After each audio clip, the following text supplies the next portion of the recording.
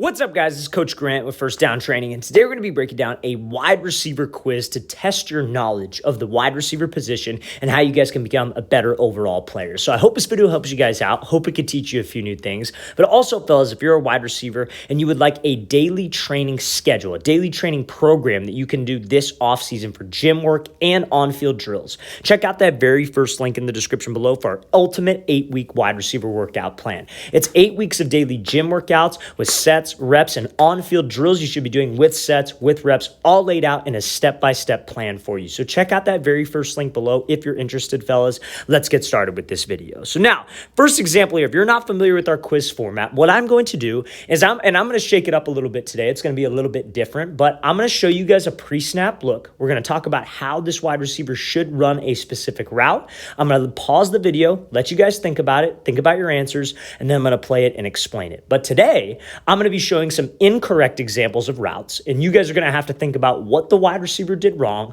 and what he can do better, and then I'll explain it. So let's play this. Let's talk about this clip first. So this is a bad example of a route, but I do want to talk about the pre-snap look. So if he had to run a goal line fade, so just a jump ball fade, maybe not even a jump ball fade, but over the shoulder to the back pylon versus this inside shade press coverage look where we've got about a yard of space. How would he run this? What does he need to do with his release? So you guys can go ahead and pause the video, think about your answers. So pause the video. All right, now let's break this down. So inside shade press, right? Let's play this full speed. So this wide receiver decides to go this little like slide release, gives a move inside, and then works up to the fade. So now I play this thing full speed. Let's talk about the reason why behind this first, and then we'll talk about what he did wrong. So he's inside shade here. What do we need to do? We need to threaten his inside. So many wide receivers, when it's a goal line fade, especially in the red zone, they get a little bit over anxious. They want to just go take off and run to the back pylon right now because, oh, it's a quick fade, it's a jump ball. I'm just going to go because this DB's inside shade. I'm just going to beat him with speed. But you have to understand that is exactly what a DB wants you to do. A DB wants you to just take off and go run because the sideline is his help when he's inside shade. The whole reason he's inside shade is because he doesn't have help to the inside. So as a wide receiver, anytime that we're going up against press, middle of the field, red zone, anytime you want to threaten where he does not have help. So if he was outside shade, he doesn't have help outside. So let's threaten him outside. If he's inside shade, he doesn't have help inside. Let's threaten his inside shade. So that's what this wide receiver does here. This is what Watson does. He slides to the outside, gives a jab to the inside, threatens the leverage because that will get this DB to keep the leverage. And we can't just, wide receivers do this also. They'll come off the ball and they'll just kind of like stem him, but don't give a move to the inside. They'll just kind of go at him and then go run.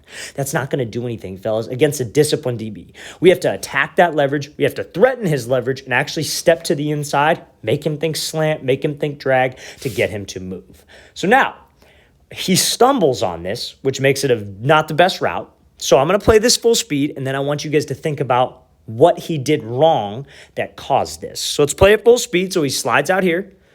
Obviously stumbling on the route. What do you think caused him to stumble on that route? So I'm going to play it one more time. You guys go ahead and think about your answers. Okay, so now, reason why he stumbled is because on the jab to the inside, he sold it very well with his hips and shoulders, because you guys have probably heard me say that before. You guys have probably heard me say that, oh, to get a DB to jump, you have to sell with your hips. You can't just give like a head and shoulder lean to the inside. You actually have to sell with your hips. You actually have to turn your body, turn your number to him, because that's what will get him to hold. And all those things are true. You have to do those. But at the same time, you need to have proper foot strike. So you see when he sold to the inside, hips and shoulders went, but you see how his toe is open. So when your toe is open like that, what happens? Your hip also opens up. So it makes it very, very hard to push off of that and get back to the outside when you're opened up. So what ends up happening is guys will try to push off of it, as you can see, but he slips. He doesn't have his feet under him.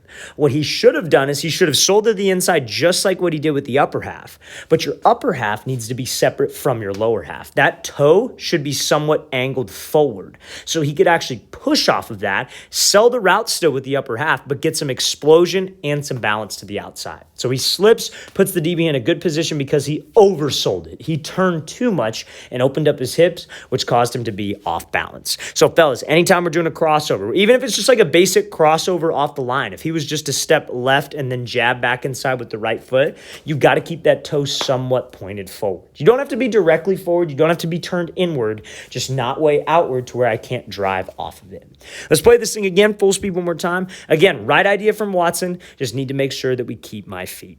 So same idea here. This is going to be a pre-snap example of a route, and this wide receiver runs an incorrect route, and we're going to talk about kind of the same thing. Pre-snap, what you should do, and then why this wide receiver did it wrong. So if you had to run, we got inside shade coverage, like kind of like catch technique maybe consider this off man. He's about 5 yards off inside shade. If you had to run a 5-yard out, DB, mind you, is sitting at 5. How would you run a 5-yard out versus this look? So you guys can go ahead and pause the video, think about your answers. So go ahead and pause the video. All right, let's break this thing down. So what you would want to do is you would want to attack his leverage, right? But you wouldn't want to do it like the last example where you attack his leverage inside and then push up to the out route and then break it off. Because it's only a 5-yard out and the DB is sitting at 5. So what you would have to do is you would have to run at him. They call this stemming the DB. So let's play this full speed. So this wide receiver does the right idea. He stems inside, but obviously the route isn't that great, and we're going to talk about why. But when he stems him to the inside, what do you think that's supposed to do to this DB? It's going to get him to keep his leverage. So we stem him to the inside and threaten his leverage, because remember, we want to threaten him where he doesn't have help. He's lined up inside leverage. He doesn't have help to the inside. So let's go threaten that leverage. Let's go attack him to the inside, because that's what will get him to move. He has to honor the inside there, because he cannot get beat to the inside. He will get ripped by his coach if he gets beat to the inside when he's inside leverage, especially off man. So let's threaten him there. Let's angle my stem there. So now, obviously, this wide receiver didn't run the best route. So let's talk about why. I'm going to play this clip again a couple more times, and you guys I want you to think about what he did wrong and why the DB was all over this thing and was able to get an interception. I'm going to play it one more time. So you guys go ahead and think about your answers. What did this wide receiver do wrong? Okay, so now, on every single route, we're trying to make the DB believe one thing so we can do another. That's just as simple as it gets, as simple as the wide receiver position gets. We're trying to make this DB think I'm doing something other than what I'm doing. Pretty basic concept. Now, this wide receiver, when we attack him and we stem him to the inside, we got to go fast. You know what I mean? We can't telegraph that I am trying to stem him and then go back to the outside. But that's what this wide receiver does. He stems him to the inside, but you see how he starts to raise his pad level up. He starts to chop his stride before he gets to that break point and almost lean back. Cuts outside of his frame. He's dragging the back foot. His chest is up in the air. All of those things are probably the 3 worst indicators we could have. Change in pad level, change in speed, and a change in stride. So it don't matter if I'm stemming the DB inside. If I'm not actually threatening him with an inside route, if I'm not actually going fast, he's going to guess my move correctly. We are telegraphing the route when we slow down, when we shorten my stride, and when I start to lean back.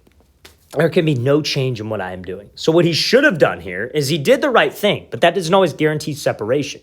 Because, Bella, we talk about that a lot, like, you know, you got to know how to run routes. You got to know when to do certain things. I'm a big preacher on the reason why. You want to run the route this way because of this. You got to know the reason why behind things, but you also got to have technique. If you don't have both, you're not going to get open. Some guys can just solely rely on technique, but then when they face a DB who knows what he's doing, they're done. Then some guys know what to do on every single route, but then they don't have the technique and you'll get locked up. So it's got to be a balance of both. So let's make sure, fellas, what he should have done is kept a good pad level. Let's go fast. Let's not slow ourselves down and actually attack that inside shoulder with some speed, not a change in speed, a change in stride, and that will get us more separation. So let's play this thing again, full speed one more time. Great job by that wide receiver doing the correct type of route, but not the best technique. Okay, so now this next example here, we have inside shade, press coverage, and this wide receiver is going to be running a slant. So how would you run a slant versus this coverage? This should be an easy one, so I'm not going to spend too much time on the reason why. So inside shade press, have to run a slant. You guys can go ahead and pause the video, think about what you want to do. So, okay, now, I should have probably said that it's a first read slant and it's a 3-step slant. So you guys probably, if you said diamond release, you would be correct. So if you said, hey, he should do a diamond release, 3 hard steps to the outside, get that DB to think fade and slip underneath him, that would be correct. You don't want to try to just like attack him and stem him and then give him a fake outside and go. Because remember, he's inside shade and he's trying to protect the inside. I know I said earlier that if he's inside shade, you want to threaten where he doesn't have help. But when it's a diamond release and he's inside shade, or when it's a slant and he's inside shade, if you try to threaten him like here, and then Like, what are you going to do? Threaten him to the inside, then go outside and stack him? It's a 3-step route. You have to go right at his outside shoulder to get him to open up. Make him think that you're just trying to run a fade and that he gets to squeeze you to the sideline and go. But you have to go fast. So now, let's play this full speed. This wide receiver gets locked up. Now, why do you think he got locked up on this? Let's play it again. And I want you guys to think about the answer. Why did he get locked up? Why did this DB not open up his hips? So you guys think about what that answer would be. Let's break it down. So when he goes to the outside, he never fully commits with his speed or with his shoulders. This is everybody's biggest nightmare on a diamond release, is that they'll go here. He takes his 3 steps, 1, 2, 3. But, dude, he's not gaining any ground. His shoulders and his hips are both turned to the inside. Everything about this does not threaten this DB with a fade at all. If he would have done this and he would have maybe taken off and that first step would have had some speed, second step had some speed, third step had some speed, and his hips and shoulders were not turning to the inside before he even cuts, that might tell the DB, hey, it's a fade. Or that might get us, if I have to run a fade one time, I could maybe get a step on this guy or two. Or I could set up the diamond release by using this type of release on a fade. But you have to sell your routes. Like I said, fellas, I could know what to do all day long. But if I don't know how to execute it, I don't know how to sell the route, I am not going to be successful with this kind of stuff. Let's play this thing again, full speed one more time. Again, right idea from this wide receiver, but we have to make sure we go. No choppy steps on a diamond release, and I got to commit my hips and shoulders. Okay, so last example here is going to be from this slot receiver. He's running a kind of 3-step slant versus head up press. Or head up kind of catch technique where the DB is about you see the DB, he's about 2 yards off right in front of our face. So how would you guys run a slant? This is actually a correct example here. So how would you run a slant versus this coverage? You guys can go ahead and pause the video and think about your answer. Okay, so now if you guys said diamond release, that wouldn't be wrong, but it wouldn't be necessary on this because he's in head up press. So if he's head up press, you kind of want to just go at him in a way. You know what I mean? So if he were to be outside leverage, outside the hash, you would probably angle your stem at him for 3 steps, get him to widen, and then run a slant. Create a bigger window for yourself. If he's inside shade, you would probably want to maybe close distance with him, then take 3 steps on the diamond, get him to open. But if he's right in front of our face, let's just go at him. Let's close the space. Let's try to step on his toes. And what this wide receiver does is he throws this kind of crossover move to the outside and wins on the slant. That's totally fine. If he's maybe off a little bit further, you could go 3 hard steps right at his toes, try to get him to backpedal, and then break it off. But sometimes, fellas, we just have to keep things simple. We don't need to do the diamond release. We don't need to do the attack any kind of leverage. We just need to close the space.